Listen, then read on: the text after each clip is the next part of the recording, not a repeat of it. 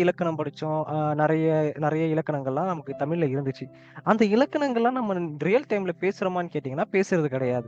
நம்ம என்ன பேசுறோம்னா, நமக்கு என்ன மாதிரி பழகுனோமோ, நமக்கு 4 பேர் எந்த மாரி நம்மகிட்ட பேசுனாங்களோ, அதெல்லாம் தான் நம்ம எடுத்துக்கிட்டு, அந்த மாரி நம்ம பேசிக்கிட்டு இருக்கோம்.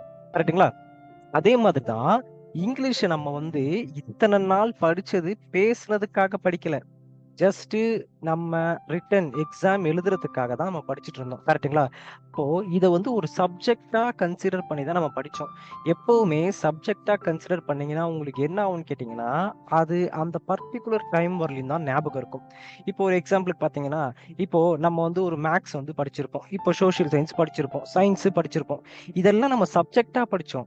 சப்ஜெக்ட்டா படிக்கும்போது என்ன நடக்கும்? அந்த பர்ட்டிகுலர் எக்ஸாம்ல எழுதி மார்க் வாங்குறதுக்காக படிச்சோம். அத படிச்சு முடிச்சுட்டு வெளியில வந்ததுக்கு அப்புறம் உங்களுக்கு ஞாபகம் இருக்குமா? அப்படின்னு கேட்டீங்கன்னா, கண்டிப்பா ஞாபகம் இருக்காது.